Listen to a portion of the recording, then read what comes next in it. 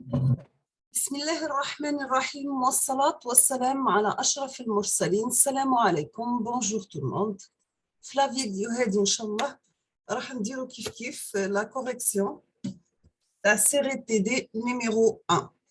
Donc TD هذا c'est pour le chapitre généralité sur les signaux.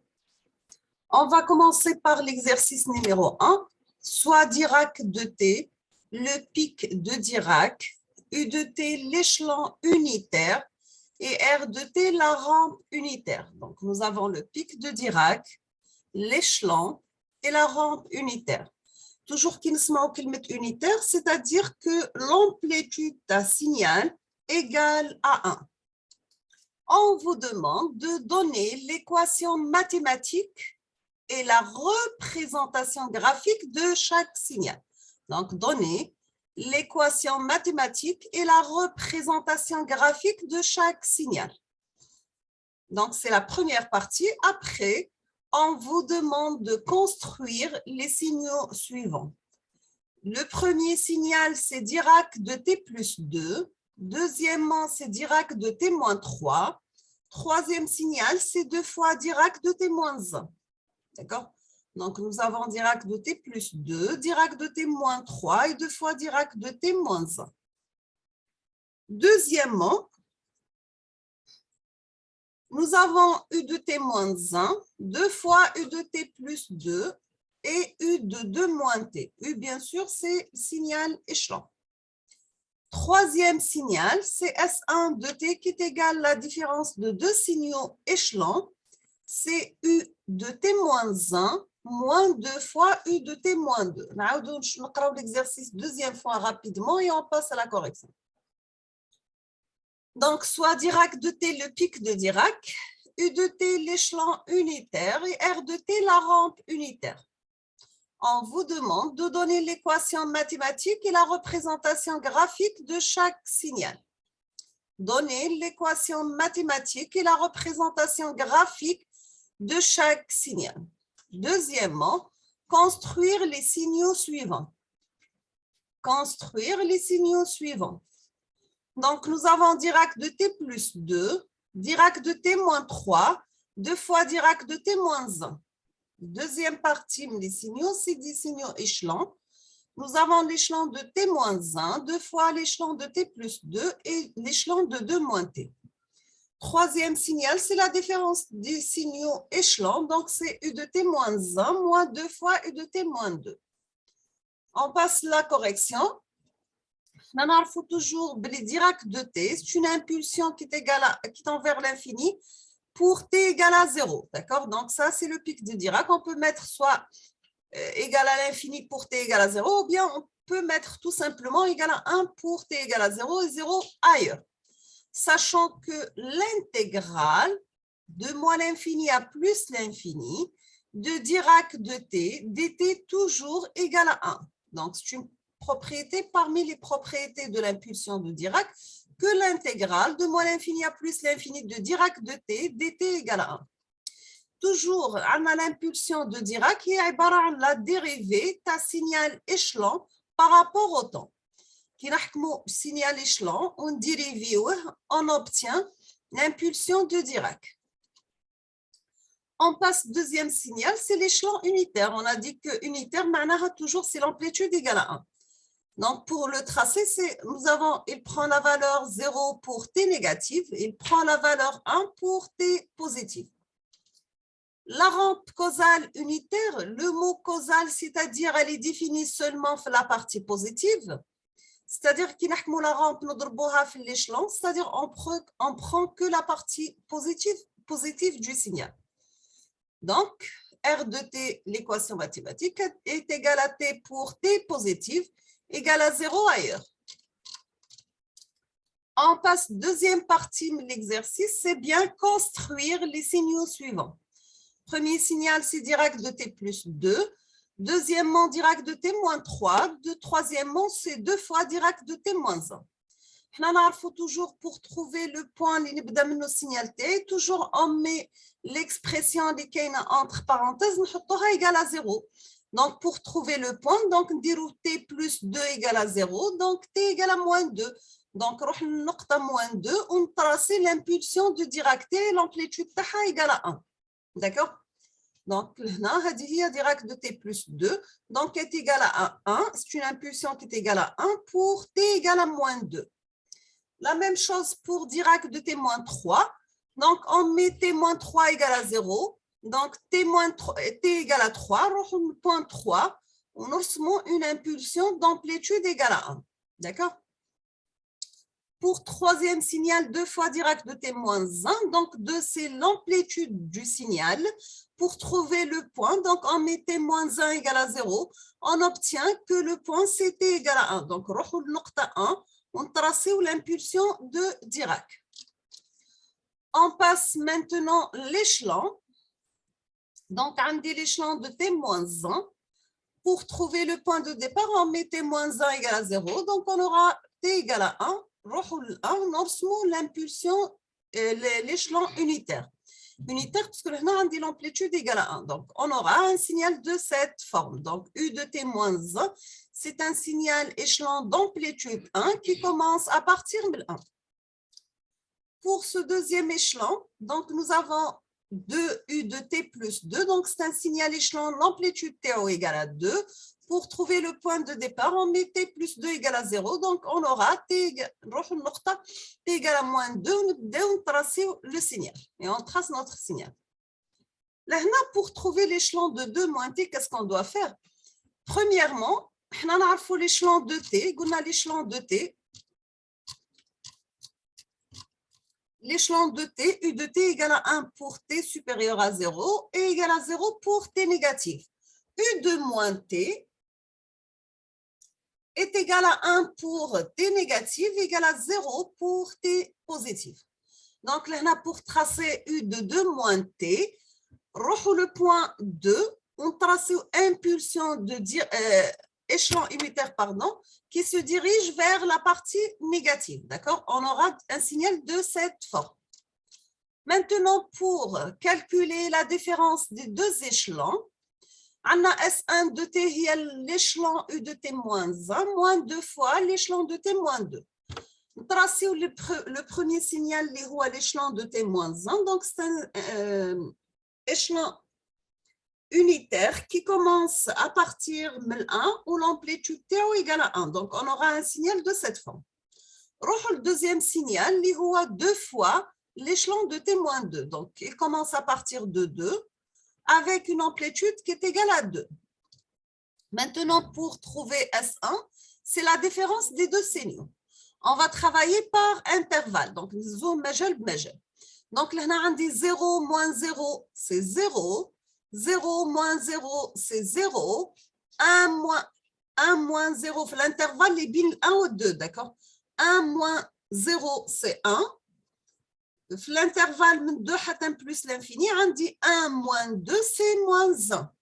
D'accord? Donc, on aura un signal de cette forme. Donc, c'est ça, S1 de T, qui est la différence dans les deux signaux échelons. Quatrième signal, S2 de T, ou 3 recte de T moins 1 demi, plus recte de T moins 2 divisé par 2. On a toujours un signal rectangulaire. Pour tracer recte de T, on a un signal rectangulaire. L'amplitude T égale à 1. Et les centrés 0 avec une période qui est égale à 1. Donc, on trace un signal qui est égal à 1 ici. Centré 0, la période T égale à 1, معناها محصور من moins 1 demi حتى plus 1 demi. Maintenant, pour tracer 3 rectes de T moins 1 demi, هو عبارة عن signal rectangulaire. L'amplitude T égale à 3, où le centre T c'est 1 demi et la période égale à 1. Donc, là, qui dit le centre 1 demi, donc on aura un signal, la période T 1, c'est محصور بين 0 et 1. D'accord, c'est clair? Pour deuxième signal, recte de T-2 sur 2, c'est un signal rectangulaire d'amplitude égale à 1, centré 2, où la période égale à 2. في الحالة هذه نحصل على signal محصور بين 1 و 3 et prend la valeur 1, où le centre TO égale à 2.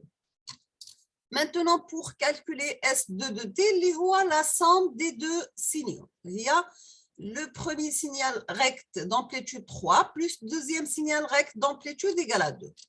Donc, pour tracer S2, on fait la somme des signaux par intervalle. Donc, on aura 0 plus 0, c'est 0. 3 plus 0, c'est 3. 3 plus 0, c'est 1. Donc, on dit là, il faut faire attention le point à le point, d'accord? Là, 0 plus 1, c'est 1, entre 1 et 3, et on aura 0 ailleurs. Donc, on aura un signal de cette forme. Donc, on aura S2 de t égale à 3. L'intervalle 0 et 1 est égal à 1 l'intervalle entre 1 et 3, égal à 0 l'intervalle 3 plus l'infini. Maintenant, on passe l'exercice numéro 2. On vous demande de calculer pour chacun des signaux suivants l'énergie et la puissance moyenne totale. Nous avons le premier signal S1 de t, une fonction rectangulaire d'amplitude égale à 1, centré 0 et la période égale à 1. Donc, mesdames, centré 0, la période égale à 1, entre moins 1,5 et plus 1,5, l'amplitude égale à 1. Nous avons toujours la formule de l'énergie et totale. C'est un intégral de moins l'infini plus l'infini. S1 de t élevé au carré dt. Donc, on va décomposer l'intervalle, le signal t en 3 intervalles. Donc, on a un intervalle de moins l'infini à moins 1,5. Dans ce cas-là, le signal égal à 0. Donc, on aura 0 au carré dt. On dit entre moins 1,5 plus 1,5, pardon, signal là égal à 1, il prend la valeur 1 parce que c'est une constante, au carré dt plus l'intervalle من 1,5 حتى plus l'infini, le signal il prend la valeur 0. Donc هذا 0 يروح هذا 0 يروح وش راح يبقى لي في la formule c'est un intégral entre moins 1,5 plus 1,5 de 1 dt qui est égal à 1. Donc c'est un signal à énergie finie. Comme l'énergie, puisque l'exercice, il a demandé de calculer pour chacun des signaux l'énergie et la puissance moyenne totale. Nous savons toujours que la formule de la puissance moyenne, c'est la limite de 1 sur grand T quand T tend vers l'infini, un intégral sur une période. Dans la valeur absolue à signal élevé au carré dt. Donc, l'appliquer c'est la limite de 1 sur t quand t tend vers l'infini. Déjà, on a calculé l'intégrale sur une période à signal S1 élevé au carré. Donc, toujours, on a la limite de 1 sur t quand t tend vers l'infini, qui coule le signal t et l'énergie qui est finie, la puissance égale à 0. Parce qu'on dit que nous avons l'infini, on va 1 sur l'infini qui est égal à 0. Donc, la puissance moyenne égale à 0. C'est un signal à puissance moyenne nulle.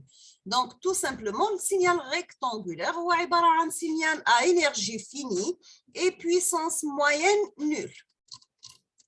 On passe au deuxième signal, qui est S2 de t.